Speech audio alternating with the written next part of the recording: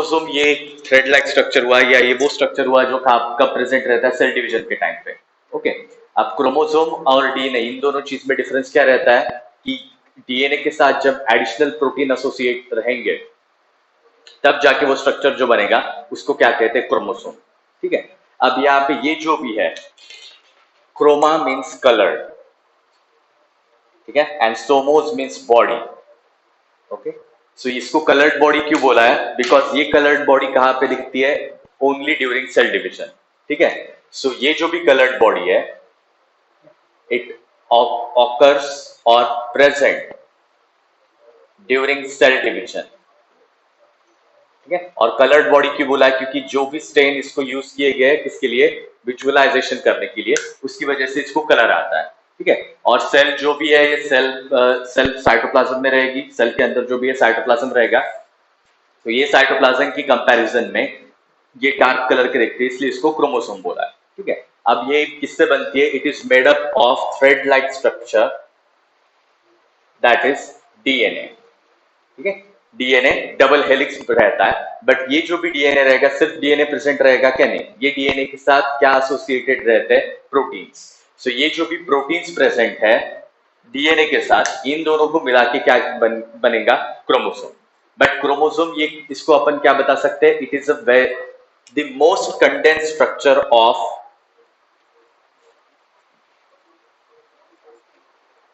Condense structure कहेंगे या condense confirmation कहेंगे ऑफ डीएनए।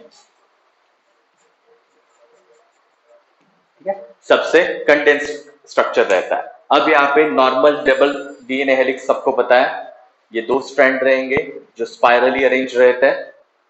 ठीक है, ये डीएनए हुआ, एक स्ट्रैंड 5 प्राइम से स्टार्ट होगी तो दूसरी स्ट्रैंड 3 प्राइम से स्टार्ट होगी। ठीक है, बीच में बेस पेयरिंग रहता है, ये सब चीजें पता है। अब यहाँ पे यूकैरियोट, जब भी अपन क्रोमोसोम की बात करते हैं ये जनरली किस में रहता है, किस क्रोमोसोम की बात करें अपन, of eukaryotes. Okay, of eukaryotes, क्योंकि ये जो भी स्ट्रक्चर है ये साइटोप्लाज्म में प्रेजेंट है क्या, नहीं, it is in present inside made up of DNA and present inside nucleus. ठीक है, ये जो भी स्ट्रक्चर है ये कहां पे प्रेजेंट रहता है, न्यूक्लियस में प्रेजेंट रहता है। ठीक है, and it is observed only during cell division. ठीक है, अब सेल डिवीजन के टाइम पे ये क्यों बनेगा, क्योंकि ये जो भी यहाँ पे मॉलिक्यूल्स प्रेजेंट है ये एक दूसरे से स्प्लिट होते हैं और स्प्लिट होने के बाद ये नेक्स्ट जनरेशन में जाएंगे। ठीक है, रिप्रोडक्शन का मेन एम, अल्टीमेट एम क्या रहता है कि अपने जैसे नए इंडिविजुअल बनाना और खुद की स्पीसीज को एक्सटिंक्ट होने से बचाना। ठीक है, तो इसके लिए ये इंफॉर्मेशन नेक्स्ट जनरेशन में जा रही है। ठीक है, तो अब क्रोमोसोम या क्रोमोसोम जैसा कंफर्मेशन कैसे बनता है उसके बारे में देखते हैं। ठीक है, सो यहाँ पे नाम मेंशन क्या गया कि क्रोमोसोम के साथ एडिशनल चीजें प्रेजेंट रहती है। अब ये जो भी एडिशनल चीज रहती है इसको क्या कहते हैं, histone protein.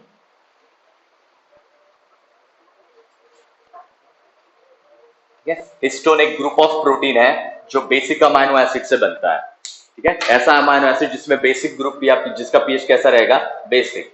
So this is a group of basic amino acid और that is basic protein.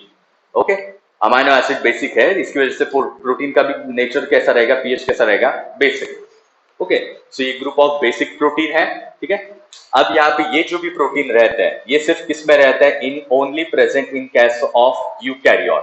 Prokaryote for example bacteria जिनमें न्यूक्लियस नहीं रहती, सो जिनमें न्यूक्लियस नहीं रहती ऐसे ऑर्गेनिजम्स में क्रोमोसोम्स नहीं बनते। ठीक है, बैक्टीरिया में जब भी वर्ड क्रोमोसोम यूज होता है, बैक्टीरियल क्रोमोसोम, तो उसका मीनिंग क्या होता है, बैक्टीरिया के साइटोप्लाज्म में जो भी डीएनए रहेगा उसको कलेक्टिवली मिलकर बैक्टीरियल क्रोमोसोम कहते हैं।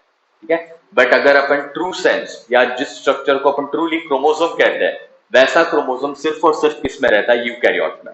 और ये जो भी प्रोटीन है ये प्रोकैरियोट में या बैक्टीरिया में नहीं रहेंगे, ये सिर्फ किस में रहते हैं, यूकैरियोट में। अब यहाँ पे टोटल 5 प्रोटीन रहते हैं। ठीक है, H1 H2A, ये इतना डिटेल में मतलब प्रोटीन के नाम डिटेल में नहीं याद रखा तो भी चलेगा, सिर्फ यहाँ पे समझना क्या है कि ये प्रोटीन का काम क्या रहता है। ठीक है, हिस्टोन प्रोटीन याद रखा तो भी काफी है। सो ये यहाँ पे इतने सारे प्रोटीन रहते हैं, ये प्रोटीन्स जो है ये एक बॉल लाइक स्ट्रक्चर बनाते हैं और इस बॉल लाइक स्ट्रक्चर को क्या कहते हैं, न्यूक्लियोसोम। ये जो भी बॉल लाइक स्ट्रक्चर रहता है इसको क्या कहते हैं, न्यूक्लियोसोम। और इसका काम क्या रहेगा, इसका बेसिक फंक्शन रहता है कि ये जो भी डीएनए मॉलिक्यूल यहाँ पे प्रेजेंट है उसको कॉइल करें, ठीक है। क्योंकि अपनी ये जो भी डीएनए मॉलिक्यूल है ये नेक्स्ट जनरेशन में जा रहा है तो वो कन्वीनियंटली जाना चाहिए, ठीक है। अब जैसे लास्ट टाइम बताया था, मैमेलियन डीएनए कितना लंबा रहता है, 2.2 मीटर लॉन्ग, ठीक है। एक मैमेलियन डीएनए कितना लंबा रहता है, 2.2 मीटर लॉन्ग। सो इतना लंबा डीएनए है तो डिवीजन के टाइम पे वो डिवाइड कैसे होगा, इसीलिए ये कंडेंस स्ट्रक्चर बनना जरूरी रहता है। सो ये जो भी प्रोटीन है इसमें से चार, ये H2A, H2B, H3, H4, ये चार प्रोटीन जो है, ठीक है, दो दो इसमें प्रेजेंट रहेंगे और एक यहाँ पे एक डिस्क लाइक स्ट्रक्चर बनेगा या बॉल लाइक स्ट्रक्चर बनेगा, ठीक है। डायरेक्टली अपन इसको ऐसे भी बता सकते हैं या फिर एक्यूरेटली अगर बताना चाहे तो ये एक प्रोटीन यहाँ, हाँ, प्रोटीन जो है वो पेयर में रहेंगे। ओके, सो फॉर एग्जांपल ये हुआ H2A, H2B, H3, H4, ठीक है, ये चार प्रोटीन हुए। वैसे ही पीछे भी दो,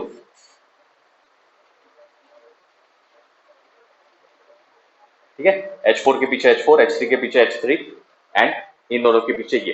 तो यहाँ पे टोटल कितने प्रोटीन हुए, 8 प्रोटीन, ठीक है।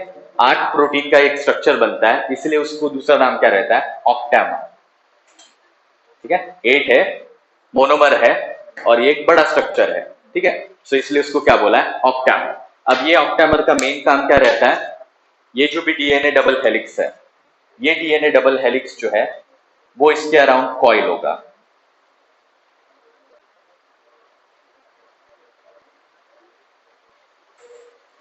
ठीक है, वो इसके अराउंड कॉइल होता है।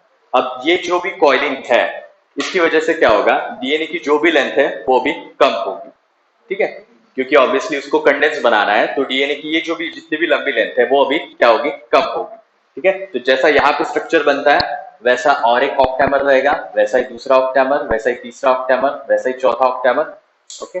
और ये जो भी डीएनए है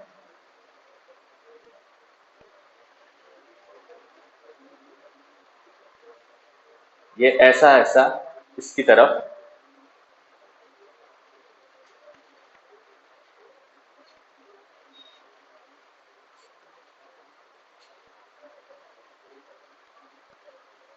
इस तरीके से कॉइल होता जाएगा, ठीक है। सो ये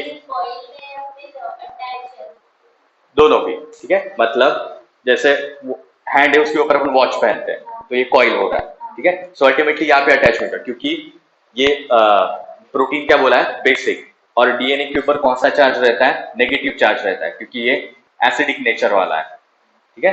डीएनए को अपन क्या कहते हैं, न्यूक्लिक एसिड। तो ये दो चार्जेस की वजह से उनके बीच में अट्रैक्शन रहेगा इसलिए ये बना रहता है। और ये जो भी ऑक्टेमर यहाँ पे प्रोटीन बना है, ये चार प्रोटीन यूज हुए, बचा हुआ कौन सा H1 जो रहता है वो ऐसा साइड में प्रेजेंट रहेगा, ठीक है, कि यहाँ पे ये जो भी कॉइलिंग हुआ है वो अनकॉइल नहीं होना चाहिए, ठीक है। जैसे अपन किसी भी चीज पे रस्सी लपेटते हैं तो वहां पे एंड में अपन नॉट बनाते हैं ताकि वो रिमूव ना हो, वैसा ही यहाँ पे H1 प्रोटीन का काम क्या रहता है, ये जो भी कॉइलिंग है ये कॉइलिंग वैसी बनी रहनी चाहिए, ओके। सो ये कॉइलिंग बनती जाएगी। अब इसकी वजह से क्या होता है, लेंथ जो है डीएनए की कम होगी, मतलब उतने ही जगह पे अभी ज्यादा डीएनए रह सकता है, ओके। अब ये जो भी स्ट्रक्चर बनता है इसको क्या कहते हैं, न्यूक्लियोसोम। तो ऐसा बहुत सारा फाइबर बनता जाएगा, ओके। अब इसके बाद नेक्स्ट स्ट्रक्चर जो रहता है उसको कहते हैं सोलेनॉइड।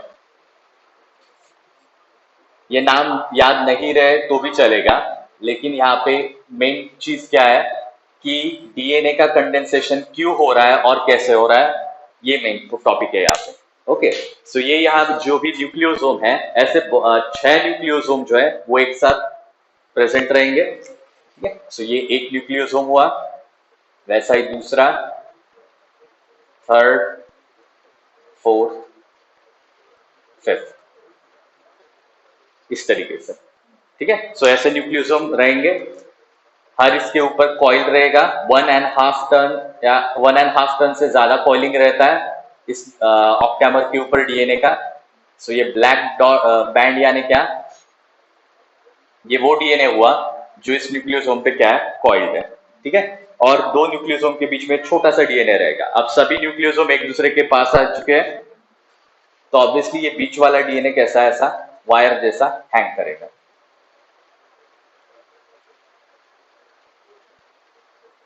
ओके, सो ये जो भी यहाँ पे स्ट्रक्चर था, अब इसमें क्या प्रेजेंट थी, बीड्स। ठीक है, अगर इसको दूर से ऑब्जर्व करते हैं तो ऐसा लगता है कि यहाँ पे बहुत सारे बीड्स प्रेजेंट है, तो इसीलिए उसको दूसरा नाम क्या रहता है, बीड ऑन स्ट्रिंग। ठीक है, रस्सी के ऊपर बीड्स प्रेजेंट हो ऐसा दिखता है, इसलिए इसको बीड ऑन स्ट्रिंग स्ट्रक्चर भी कहते हैं। ओके, सो ये जो भी बीड्स है, अब इसमें से बीड वाला पार्ट जो है वो एक दूसरे के साथ कंबाइन होता है, तब ये फाइबर बनेगा। तब ऐसे ही बहुत सारे क्या कहेंगे, फाइबर्स जो है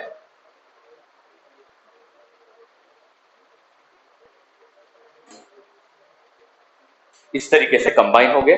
तो इसकी वजह से यहाँ पे क्या बनता है, एक पूरा लंबा थिक फाइबर जिसकी डायमीटर बहुत ज्यादा होगी। ठीक है, ऐसा थिक फाइबर जो है यहाँ पे बनता जाएगा। ठीक है, सो ये स्ट्रक्चर आगे चल के कैसा दिखता है, इस तरीके से अपन बता सकते हैं कि यहाँ पे बहुत ज्यादा कॉइलिंग हो चुकी है।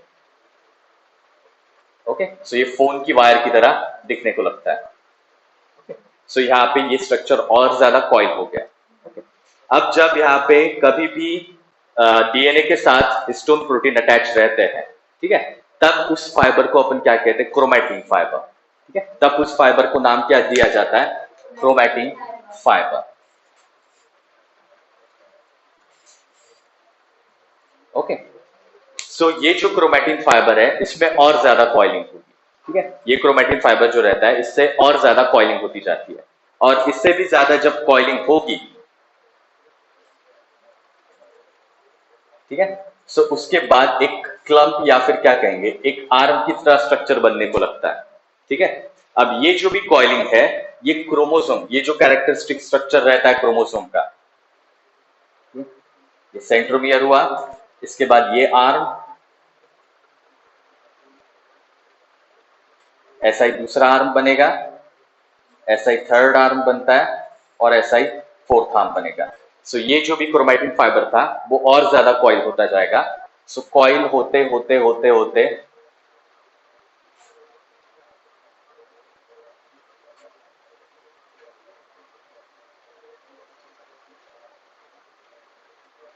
उसका और क्या होगा, कंडेंसेशन होता है।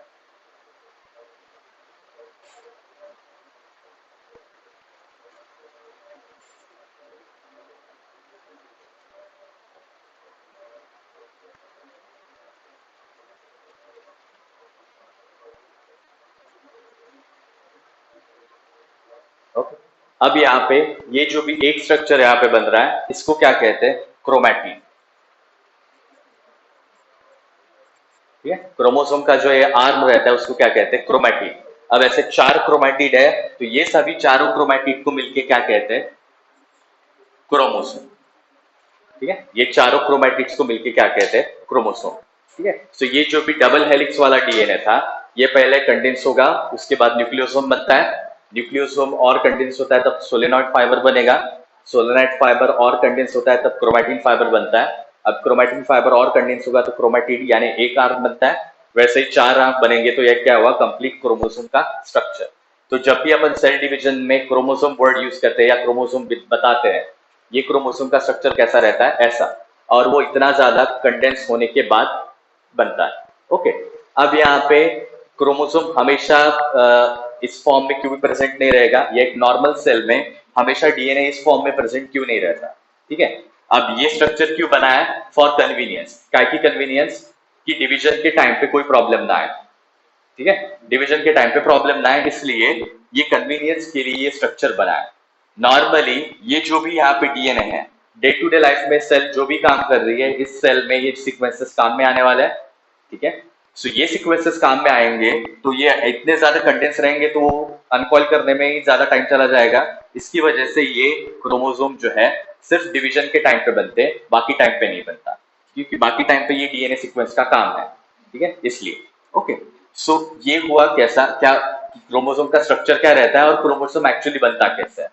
ओके, अब यहाँ पे एक चीज याद रखना है कि हर डिवीजन के टाइम पे थोड़ा थोड़ा पोर्शन जो है, ये जो आर्म्स रहते हैं इसमें से थोड़ा थोड़ा पोर्शन जो है वो डिलीट होते जाता है। ठीक है, डिवीजन की जो भी प्रोसेस है, ये सब प्रोसेस में से ये थोड़ा थोड़ा पार्ट जो है डीएनए का वो टूट जाता है या कम होना स्टार्ट होगा। ओके, अब ये जो भी है इसकी वजह से प्रॉब्लम आ सकता है, क्यों? क्योंकि ये सभी डीएनए सीक्वेंस जो है वो काम के सीक्वेंस है। ठीक है, अगर ये डीएनए सीक्वेंस नहीं रहेंगे तो अपने बॉडी में वो प्रोटीन बनाने की कोई मशीनरी नहीं रहेगी, मतलब जो भी बेसिक इंफॉर्मेशन है वो डिलीट हो जाएगी। अब ऐसा होने की वजह से प्रॉब्लम आ सकता है, तो ये नहीं होना चाहिए, तो इसीलिए इसके ऊपर एक प्रोटेक्टिव कैप रहती है। इंपॉर्टेंट डीएनए जो है वो मिस नहीं होना चाहिए, इसलिए वहां पे प्रोटेक्टिव कैप रहती है। अब ये जो कैप रहती है इसको कहते हैं टीलोमियर्स। ठीक है, ये डीएनए से ही बनता है, बट ये वो डीएनए है जिसका अपने को कोई काम नहीं है। अगर वो डिलीट भी हो जाता है तो कोई फर्क नहीं पड़ता। ओके, सो ये जो भी एंड रहते हैं, ये एंड को क्या कहते हैं? टीलोमियर। ठीक है, ये क्या रहेंगे? टीलोमियर। अब जैसे जैसे डिवीजन होता है डीएनए डिलीट होगा, तो ये भी पोर्शन धीरे धीरे डिलीट होना स्टार्ट होगा। बट एक पॉइंट ऐसा आता है कि सभी का सभी डीएनए मतलब टीलोमियर जो है वो खत्म हो रहा है। ठीक है, खत्म होने के बाद क्या होगा? सेल उसके बाद डिवाइड नहीं होगी। ठीक है, जब भी कोई सेल, चाहे मोर स्पेसिफिकली सोमैटिक सेल यानी कौन से? नॉर्मल बॉडी के सेल्स जो कभी गमिट्स नहीं बनाते, ऐसे सेल्स जो है कंटिन्यूसली डिवाइड होते हैं। अपनी स्किन मतलब रोज हजारों सेल्स ड्राई मरती है, अपने सरफेस, स्किन के सरफेस से बाहर निकलती है, and they are replaced by another 1000 cells daily. ठीक है, सो ये काम रोज चलता रहता है। सो जब भी सेल डिवीजन होगा, कैप धीरे धीरे धीरे कम होगी, और जब सबसे थिन लेयर बचेगी या सबसे एक छोटा एंड बचता है टीलोमियर का, उसके बाद क्रोमोसोम अगर डिवाइड होता है तो अभी इंपॉर्टेंट रीजन जो है डीएनए का वो डिलीट होना स्टार्ट होगा। ठीक है, सो इसके बाद सेल डिवाइड नहीं होती, दे स्टॉप डिवाइडिंग। और सेल डिवाइड नहीं हो रही है, इसका मतलब क्या? उसी को अपन क्या कहेंगे? एजिंग। सेल डिवाइड नहीं हो रही, इसी का मतलब क्या है कि वो एज हो रही है। ठीक है, फिर सेल जैसे कंडीशन में वैसी कंडीशन में रहेगी, इसलिए बुढ़ापे में जनरली या जैसे जैसे एज होता है स्किन लूज होने लगती है। ठीक है, इलास्टिसिटी कम होती है, जैसे जैसे अपनी एज बढ़ती जाती है अपना मेटाबॉलिज्म स्लो होता जाएगा। नेचुरली हर 10 साल में अपना डाइजेशन की स्पीड कम कम होती जाती है, क्योंकि अपना मेटाबॉलिज्म जैसे जैसे एज होगा वैसे वैसे स्लो होता जाएगा। जैसे मेटाबॉलिज्म स्लो हो रहा है, बाय डिफॉल्ट सेल की एक्टिविटी भी जो है वो कम कम होती जाएगी। ठीक है, जो पहले फास्ट थी यंग एज में, वो धीरे धीरे अभी क्या हो रही? कम हो रही है। ओके, सो जब ये स्टेप आता है तब उसको अपन क्या कहेंगे? एजिंग, क्योंकि इसके बाद सेल डिवाइड नहीं हो सकती। अगर सेल डिवाइड हुई तो इंपॉर्टेंट रीजन कट होना स्टार्ट होगा। ठीक है, सो ये मतलब क्रोमोसोम जो है वो इस तरीके से काम करता है। ठीक है, अब ये जो भी डीएनए है उसको कलेक्टिवली अपन कहते हैं हेटेरोक्रोमैटिन, और दूसरा रहता है यूक्रोमैटिन। ठीक है,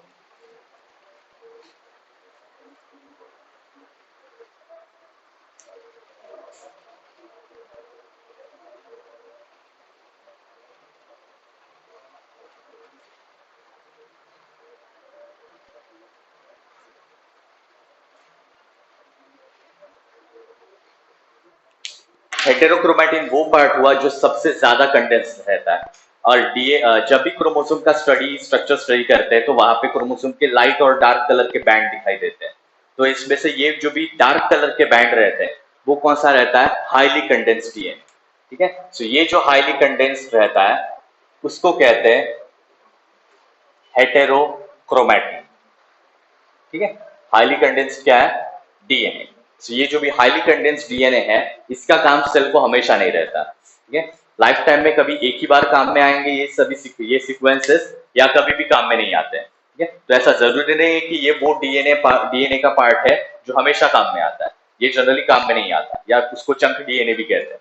ठीक है, सो ये जो भी डीएनए सीक्वेंसेस रहते हैं ये हाईली कंडेंस रहेंगे, they are not genetically active.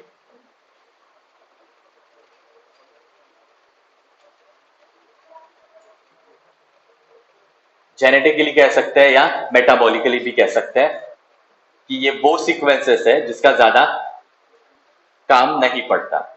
Okay, कभी नहीं। ठीक है, इसमें से अगर कोई छोटा ही पार्ट रह सकता है, कि जो कभी कभी काम में आ सकता है, क्योंकि ऐसे केसेस रहते हैं कि जहाँ पे कोई डिसीज के रिलेशन में या एक पर्टिकुलर एनवायरमेंटल या एक बॉडीली सिचुएशन में कोई सीक्वेंस का काम रह सकता है। ठीक है, जैसे अपने घर में एक आधी चीज रहती है जो अपन रेयरली कभी तो भी एक बार यूज करते हैं, बट फिर भी अपन साथ में रखते हैं।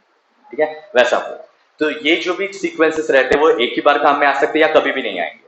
ये सारे वो डीएनए सीक्वेंसेस है जो थ्रू एंसेस्ट्रल प्रोजेनी और लीनिएज हम में आते जाते हैं। ठीक है, क्योंकि हर सेल कब बनेगी, जब कोई तो भी पेरेंट सेल डिवाइड होती है। ठीक है, सो पेरेंट्स में जो भी गमिट्स रहेंगे उसके वजह से अपन बने, अपने में जो मिट्स रहे उसके वजह से अपने बच्चे रहेंगे। ठीक है, सो जनरेशन टू जनरेशन ये डीएनए पास ऑन हो रहा है। ठीक है, अब इसके अलावा पहले ये बता देते हैं, उसके बाद वो डीएनए कहां से है वो उसके बारे में देखेंगे। सो ये जेनेटिकली एक्टिव नहीं रहता, हाईली कंडेंस्ड रहता है। ठीक है, not used for any purpose generally. ठीक है, वर्ड क्या यूज किया है, जनरली। ऐसा नहीं है कि कभी भी कभी आ भी सकता है, बट जनरली ये कोई काम का नहीं रहता। ओके, एंड ये कंडेंस वाला पार्ट ही जो है, जो क्रोमोसोम का स्ट्रक्चर बताया, ये बीच में गोल बताया और उसके बाद आर्म्स बताया। सो ये जो बीच में गोल रहता है उसको क्या कहते हैं, सेंट्रोमियर। सेंट्रोमियर का काम क्या रहता है, ये चारों आर्म्स को होल्ड करके रखना। सो ये जो सेंट्रोमियर है ये जनरली किससे बनता है, हेटेरोक्रोमैटिन से। ठीक है, सो ये इसको कहेंगे हेटेरोक्रोमैटिन। एंड दूसरा यूक्रोमैटिन विच इज लूजली क्या कहेंगे, ऑकर्ड या लूजली कंडेंस। ठीक है, और not condensed that much. Okay, so ये वो पार्ट है जो लूजली क्या रहेगा, सस्पेंडेड रहेगा। अब ये जो रहता है this is most active metabolically और जेनेटिकली। ठीक है, सो ये वो सभी डीएनए सीक्वेंस जो डे टू डे लाइफ में या जो जिसका हमेशा काम रहेगा, फॉर एग्जांपल इम्यूनिटी में, देन उसके बाद अपन दिन भर में बहुत सारी चीजें खा रहे हैं, वहां पे एंजाइम बनाने पड़ते हैं डाइजेशन के लिए। न्यूरोबायोकेमिस्ट्री में जो भी न्यूरोट्रांसमीटर यूज होते हैं वो न्यूरोट्रांसमीटर बनाने के लिए। सो टेक्निकली ऑलमोस्ट सभी वो सीक्वेंस या जिसके आगे चल के प्रोटीन या एंजाइम्स या कोई ना कोई इंपॉर्टेंट चीज बनने वाली है, बट वो हमेशा काम में रहते हैं, वो सारे सीक्वेंस जो रहते हैं उसको कहते हैं यूक्रोमैटिन।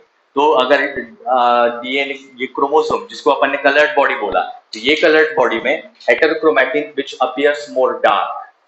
ठीक है, it appears more as dark band.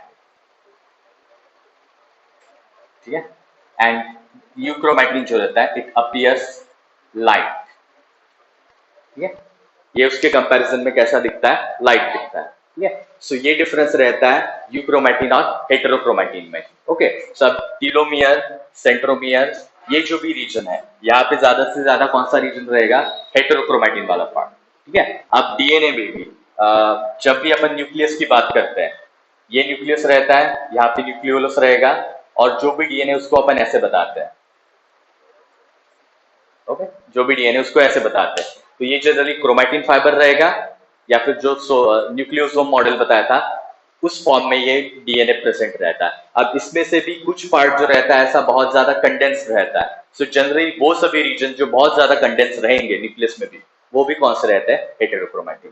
ठीक है, अब इसमें मेन पॉइंट जो पहले बताया था कि अपना डीएनए कितना लंबा रहता है, 2.2 मीटर लॉन्ग।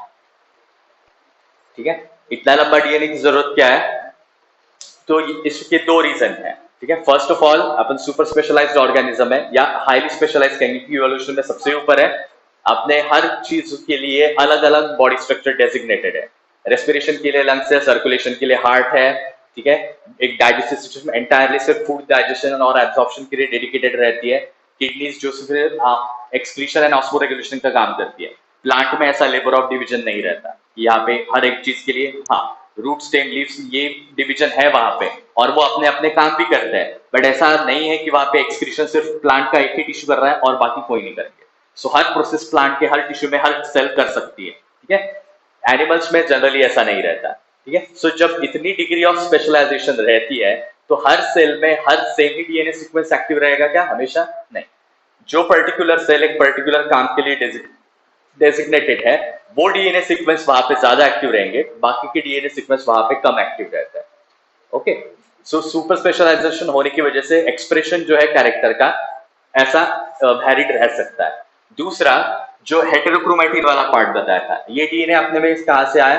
फ्रॉम और एंसेस्टर। ठीक है। सो ग्रैंड पेरेंट्स से पहली जनरेशन, उससे पहली, उससे पहली। सो ये जो भी इतने मिलियंस ऑफ ईयर से इवोल्यूशन शुरू है या रिप्रोडक्शन स्टार्ट हुआ है, तो ये सभी DNA sequence generation to generation pass on होते जाते हैं। वही डीएनए सीक्वेंसेस जो है वो अपने में भी रहेंगे। ठीक है, जिससे अपने को क्या मिलता है? हेटेरोक्रोमैटिन या non functional part of DNA as well as functional, दो मिलते दोनों भी है। ठीक है, बट अगर अपन नॉन फंक्शनल पार्ट जो ज्यादा डीएनए बनाता है, ये जो भी 2.2 मीटर वाला डीएनए है, उसके मैक्सिमम पोर्शन कौन सा रहता है? हेटेरोक्रोमैटिन। मतलब वेस्टफुल पार्ट या बिना काम वाला पार्ट अपने में ज्यादा रहता है।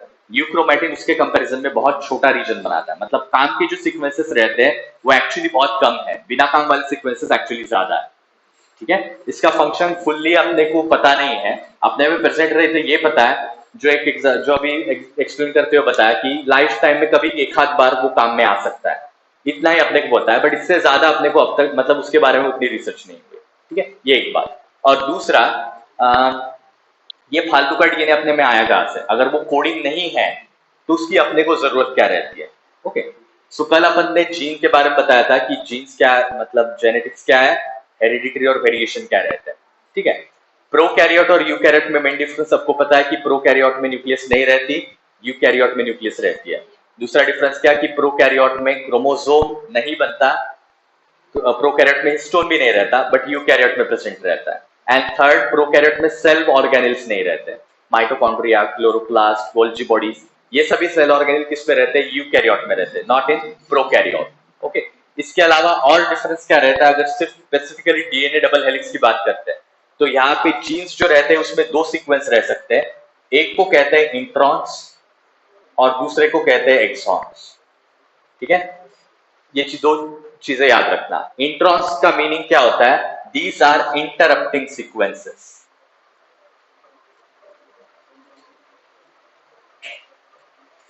ये जो भी रहते हैं इसको क्या कहते हैं? इंटरप्टिंग सीक्वेंसेस, जिसका एक्चुअली कोई काम नहीं रहता बट अपने डीएनए में प्रेजेंट है। एंड एक्सॉन्स जो रहते हैं, दीज आर कोडिंग सीक्वेंसेस,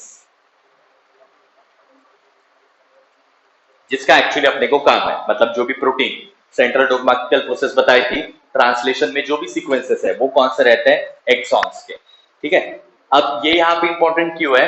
क्योंकि इंट्रॉन्स और एक्सॉन्स दोनों किस में प्रेजेंट रहते हैं? यूकैरियोट में। ठीक है, प्रोकैरियोट में इंट्रॉन्स नहीं रहते। ठीक है, प्रोकैरियोट में इंट्रॉन्स नहीं रहते, उनमें सिर्फ और सिर्फ कोडिंग सीक्वेंस रहते हैं। इसलिए प्रोकैरियोट या माइक्रोब्स जैसे स्मॉल ऑर्गेनिजम्स में डीएनए की लेंथ बहुत कम रहती है, क्योंकि उसमें जंक डीएनए या फालतू वाला डीएनए बहुत कम रहेगा, काम का डीएनए ज्यादा रहता है। और दूसरी, उनको जरूरत भी नहीं है। क्यों? क्योंकि एक छोटी सेल पूरे ऑर्गेनिज्म को रिप्रेजेंट करती है। ठीक है, एक छोटी सेल पूरे ऑर्गेनिज्म को रिप्रेजेंट करती है। यूकैरियोट में lungs, heart, organ, endoskeleton, exoskeleton, तो ये पूरा एक सिस्टम है जहां पे ट्रिलियंस ऑफ सेल्स जो रहते हैं इन्वॉल्व है। हर सेल में हर डीएनए सीक्वेंस काम में नहीं रहता, इसके लिए। ओके, अब ये जो भी इंट्रॉन्स रहते हैं, ठीक है, भले ये बिना काम के सीक्वेंस हो बट जीन रेगुलेशन में ये हेल्प करते हैं। ठीक है, जीन रेगुलेशन में ओवरऑल हेल्प करते हैं। ठीक है, जैसे अपने घर में बहुत सारी चीजें रहती है जो पड़ी रहती है, कभी कभार काम में आती है, बट वो कभी कभार काम में आने वाली, इसलिए अपन उसको इतने सालों तक साथ में रखते हैं, वैसा हुआ। ओके, सो ये जो भी इंटरप्टिंग सीक्वेंस है वो जीन के एक्सप्रेशन में हेल्प करता है। ठीक है, अगर एग्जांपल बताना चाहे, इंट्रॉन्स का तो ये खत्म हो गया, अगर जीन एक्सप्रेशन के बारे में एग्जांपल बताना चाहे, फॉर एग्जांपल सेक्सुअल डेवलपमेंट। ठीक है, by birth sex organ her individual में प्रेजेंट रहते हैं, बट वो फंक्शनल गमेट मतलब स्पर्म या एग फंक्शनल गमेट बनाना कब स्टार्ट करेंगे? जब प्यूबर्टी नहीं आती। जब तक प्यूबर्टी की एज नहीं आती तब तक वहां पे फंक्शनल गमेट नहीं बनेंगे, या वो पर्सन जो है वो सेक्सुअली रिप्रोड्यूस नहीं कर सकता जब तक वहां पे गमेट्स नहीं बनते। और गमिट्स बनने के लिए कितना टाइम लगना है, जो भी 13 साल से लेके 15 या 14 साल का जो भी टाइम है, जब उस इंडिविजुअल में सबसे पहली बार एस्ट्रोजन या फिर testosterone in case of male, estrogen in case of female सबसे पहले बनेगा, तब तक वो सेक्सुअली रिप्रोड्यूस नहीं कर सकता। जब हार्मोन बनना स्टार्ट होंगे तो रिप्रोडक्शन की एबिलिटी उनमें आ जाएगी। ठीक है, सो पॉइंट क्या है कि ये सेल मतलब ये पर्टिकुलर हार्मोन या ये पर्टिकुलर टाइप ऑफ डेवलपमेंट कौन से एज में स्टार्ट करनी है, ये बॉडी को कैसे पता चलेगा, it depends on the expression of genes. ठीक है, और ये वो सभी जीन्स है जो क्रोमोसोम के फॉर्म में एक जनरेशन से नेक्स्ट जनरेशन में जाते हैं। ओके, सो यहाँ पे याद क्या रखना है, ये डीएनए से लेकर क्रोमोसोम क्यों बना है। ठीक है, हेटेरोक्रोमैटिन और यूक्रोमैटिन में डिफरेंस क्या रहता है। ठीक है, और दूसरा इंट्रॉन और एक्सॉन्स क्या रहता है। ठीक है, सो जब भी अपन ट्रांसलेशन, कल जो ट्रांसलेशन की प्रोसेस बताई थी, ट्रांसलेशन में जब एमआरएनए बनता है तो ये एमआरएनए में से इंट्रॉन्स जो है उसको अपनी बॉडी या अपनी सेल जो है रिमूव करेगी। ठीक है, सिर्फ एक्सॉन्स को वहां पे रखेंगे जो कोडिंग सीक्वेंस रहता है। ठीक है, सिर्फ एक्सॉन ही रखेंगे, इंट्रॉन्स प्रेजेंट रहते हैं बट उसको बाद में रिमूव किया जाता है। पर उनकी जरूरत क्यों है, ये ओवरऑल जीन के ऊपर कंट्रोल रखने में हेल्प करते हैं इसलिए। ओके, सो ये जो भी इंटरप्टिंग सीक्वेंसेस है, ठीक है, ये जंक डीएनए जो भी बना रहा है ये अपने बॉडी में क्यों आया है, जैसे वायरस अपने को इन्फेक्ट करते हैं, बैक्टीरिया भी अपने को इन्फेक्ट करते हैं, फंगस भी अपने को इन्फेक्ट कर सकती है, और बाकी दूसरे पैरासाइट जो अमीबा या बाकी के एनिमल किंगडम के जो माइक्रो ऑर्गेनिज्म, माइक्रोस्कोपिक ये हुए इंडिविजुअल्स, वो भी अपने को क्या इन्फेक्शन क्रिएट कर सकते हैं। अब इसमें से फर्स्ट सबसे क्या कहेंगे,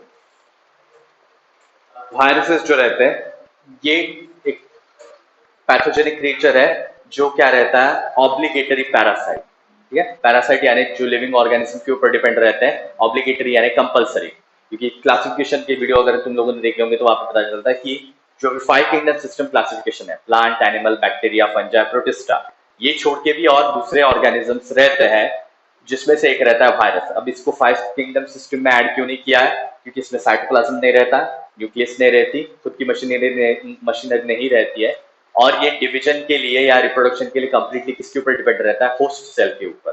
ठीक है, सो वायरसेस प्रॉब्लमेटिक क्यों है, क्योंकि ये जो भी वायरस रहते हैं अपने को इन्फेक्ट करने के बाद इनमें जो भी जेनेटिक मटेरियल रहेगा, वायरल डीएनए और वायरल आरएनए, दोनों में से कोई भी एक जेनेटिक मटेरियल रहता है, दोनों नहीं रहते। ठीक है, वायरस में कभी भी आरएनए और डीएनए साथ में नहीं रहते, एक तो डीएनए रहेगा या फिर आरएनए। सो ये जो भी डीएनए रहता है, खुद का डीएनए, ये किस में ऐड करते हैं, होस्ट में। ठीक है, होस्ट न्यूक्लियस में या होस्ट डीएनए में ऐड करते हैं। सो फॉर एग्जांपल ये होस्ट की न्यूक्लियस हुई, ये यूकैरियोटिक सेल या एनिमल सेल, अगर यहाँ पे वायरल डीएनए आता है तो ये वायरल डीएनए किससे अटैच हो जाएगा, अपने डीएनए के साथ। ठीक है, अपने डीएनए के साथ अटैच होता है, तो जैसे अपना डीएनए रेप्लिकेट होगा वैसे वायरस का भी डीएनए रेप्लिकेट होता है, एंड ये रेप्लिकेट होने के बाद वो खुद का डीएनए जो है वो रिमूव कर लेंगे और नए वायरस पार्टिकल बनाते हैं। ये उनका मल्टीप्लिकेशन हुआ। बट ये सभी प्रोसेस में क्या होता है, ये जो भी जंक डीएनए रहता है उसका कुछ ना कुछ पार्ट जो है वो अपने डीएनए में बना रहेगा और वो डिलीट नहीं होता। ठीक है, क्यों, क्योंकि ये अपना खुद का डीएनए इंपॉर्टेंट इंफॉर्मेशन है। ठीक है, ये क्या हुआ, ये मदरबोर्ड या ये जो मेन प्रोसेसिंग यूनिट है अपने सेल का, अगर ये इसको इरेज कर देंगे तो बहुत प्रॉब्लम हो जाएगी। सो इसीलिए ये जो भी बिना काम के सीक्वेंस थे ये इनकी वजह से अपने बॉडी में या अपने सेल में आए, बट इसको डिलीट नहीं किया गया क्योंकि अपनी सेल खुद के डीएनए को कभी अटैक नहीं करेगी। ठीक है, सो ये सीक्वेंसेस वैसे ही रहे सालों बाद, ये जैसे अपने एंसेस्टर से लेके अपने तक ये जो भी बिना काम के सीक्वेंसेस थे ये अपने में आए, और अपने भी लाइफ टाइम में अपने को बहुत सारे वायरस इन्फेक्ट करते हैं। ठीक है, जुकाम खांसी सबको होती है, and mostly they are viral infections. So वो डीएनए भी अपने में ऐड हो रहा है, तो वो भी डीएनए नेक्स्ट जनरेशन में पास ऑन होता है। ओके, सो ये जंक, ये इतना इंपॉर्टेंट नहीं है, बट जंक डीएनए के बारे में ये हुआ। ठीक है।